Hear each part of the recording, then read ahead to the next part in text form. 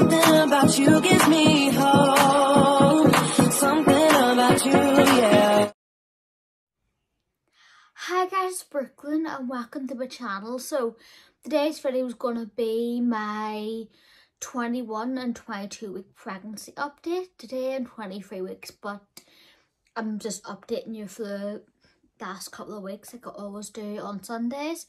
So these past couple of weeks have been decent enough. I've still got a bit of tiredness, but that symptom I found out this wee time block is because I'm low in iron, but I've got some iron tablets prescribed by my doctor which I've been taking religiously since the start of this week, and they so far seem to be helping a little bit, but we'll see how to go. But I'm praying to God to do really help to kick in, because iron's important when you're pregnant, even when you're not pregnant, but especially when you're pregnant, because the baby tends to take a lot of the iron from you. So yeah, I should have actually looked that up and kind of done research on iron and just took it myself, because you can't just buy like a low dose iron just to kind of help you out. I think the reason why mine's went low, I've heard it's normal like to be low in iron when you're pregnant, but especially if you are pescatarian, vegetarian, vegan.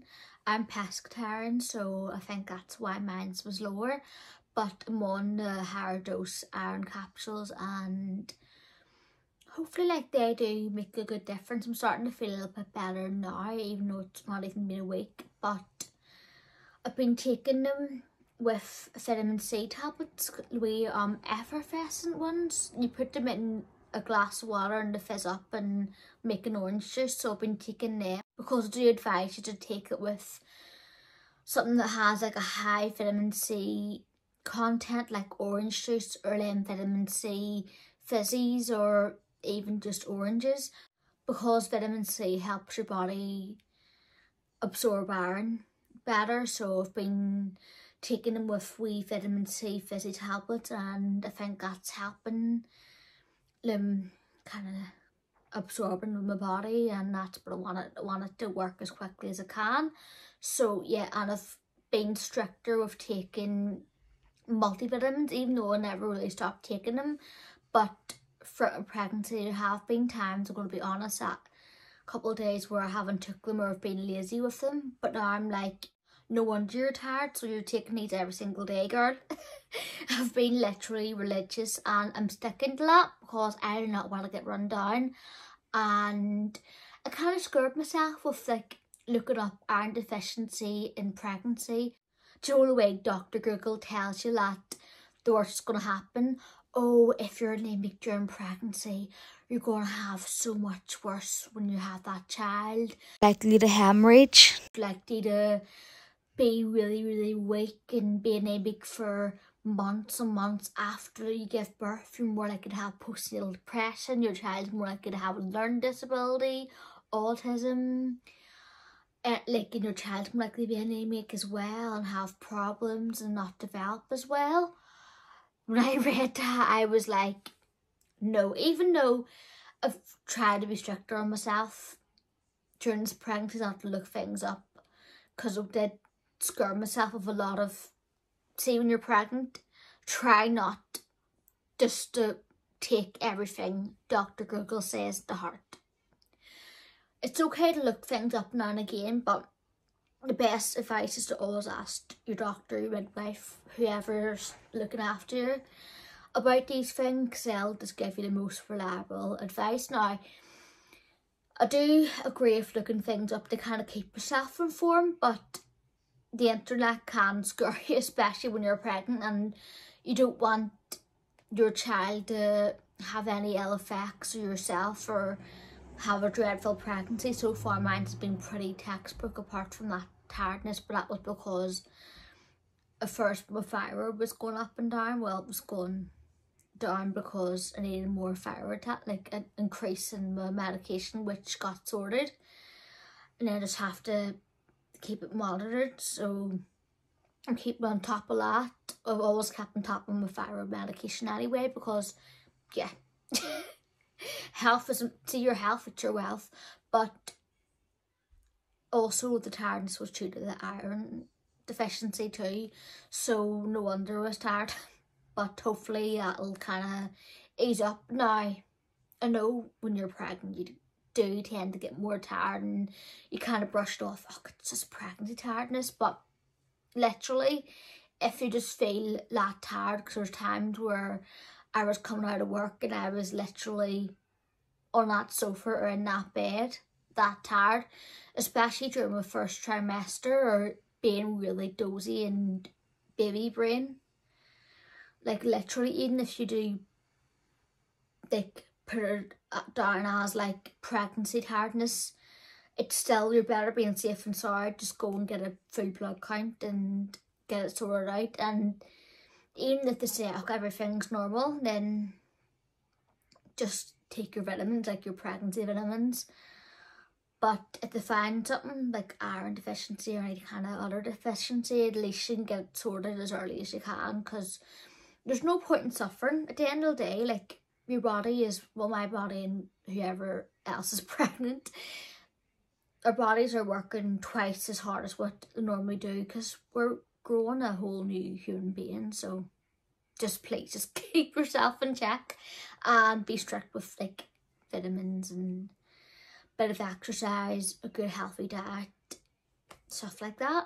I'm talking like, do you like you're a child, but it's just, you have to be your own advocate too.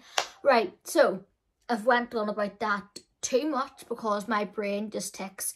Other symptoms I've noticed is I've been getting a bit of carpal tunnel. Now, I did read on my wee pregnancy app, like, because I read the articles sometimes, or, well, quite a lot.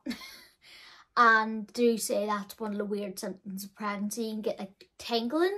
Now I only get it now and again, but it's like tingling in your hands and fingers. And I don't know what causes that. Like, it's something to do with the hormones, something to do with like your body pumping more fluid. But yeah, I've been getting that on and off, especially in this hand. I don't know why. But it isn't like particularly bothersome. It's just like the odd wee tingling, but I can live with it. Hopefully it doesn't like be really, really bad, and then no, but it isn't too bad, so touch wood, pray to God it stays that way. Other symptoms, trying to think, just more like a bit of tiredness, the carpal tunnel, mood swings haven't been too bad. The odd time, well, that's just normal with pregnancy, like, and even just day-to-day life, you do tend to go up and down with your moods. I do, like, but pregnancy kind of, when you get in the mood, you get in the mood, girl, that kind of thing. So, well, the odd time, like, we would have a mood swing, but like, there's nothing really out of the ordinary that I could think of. I bet you I'd miss something out by the time I edit this, and I have to put what I missed out like I had to before, because baby brain is real. What else? The bump has got bigger, not loads, and I don't really want it to grow loads all of a sudden bigger, because I just want it to be more gradual, because I'm quite, I keep on saying because, like how many times can I say because, but I'm quite short, so I don't want a bump to grow too big. It's still very neat and still like tiny for my size. I would say tiny to normal, but it isn't like a big bump. I was expecting to get a big bump by now, and I'm kind of glad I don't, because I'm starting to feel like just like bump being heavier, but it isn't uncomfortable. Just, you can feel it like sitting in your stomach, the baby sitting in your stomach a bit. Like, it just feels like more of a weight there, but it isn't like an uncomfortable one. Baby kicking, wee nugget I call him, little nugget. He's still kicking away. His patterns, I would say, he's quite active early in the morning, like first thing in the morning when I'm lying in bed before I actually get up. He's like, boot, boot, boot, boot, boot. He's basically saying, ma, get up, ma, get up. and he tends to put me like, you know, near where the cervix is. He tends to like lie there every time I get a scan and say his head down. So he may be punching the cervix like, I want to get out here. I'm sick of being here. Oh, he's a wee hoot already. I love him already, like. And then I tend to feel him like round like the mid, like belly button area. That's when he's kicking, he like boots me there too. I noticed even above the belly button now he's starting to boot, because obviously the womb's growing. And what else? Just he's active, but I find after first thing in the morning he tends to settle down as I'm up and doing things, especially in work. The odd wee boot if he moves, or like I could feel him swishing around. I could feel a bit of movement, or like the odd wee boot or something. Like I said, the odd wee kick during the day, but then night time, like I would say around 9-10 at night, it has a wee active period. Sometimes if I'm up late I can still feel him, but it doesn't really disturb my sleep, and touch wood it doesn't, because yeah, but because it isn't that painful, really isn't painful at all at the minute. I've heard like as you get to the point where you're giving birth, the kicks can be painful, like digs in ribs and all, which I'm not looking forward to. But I am glad he is moving and he's starting to develop that pattern. And I've been keeping an eye on the movements and just being aware of it, because that's also important too, and you're always told that. And if got about any movement patterns that change, it'll be strictly a midwife and saying, look, he's not moving as much. Even if he's moving too much, if he starts to move more, you're still not to say. But so far he's good, and touch wood he stays healthy, and I stay healthy and still have a smooth enough pregnancy. What really else? Apart from that, like nothing else has really changed. The one thing I'm laughing at myself is from the last update, I forgot to actually show you the 20-week scan in person when I filmed the update, because my brain is a scatterbrain. Doesn't help that I have ADHD and stuff, but hey ho, and I think you're squinty. I don't know if you are or not. I don't know. But I was like, oh my goodness, I can't believe I forgot to mention the scan. Literally, I forgot to mention the most important thing in the video, that I had the 20-week scan. But I did put it in the video when I edited it. And also I'm gonna book at some point the 4-day scan with Nude the women again. I'm gonna get that booked for some point in December, because I want to get that full 4-day experience.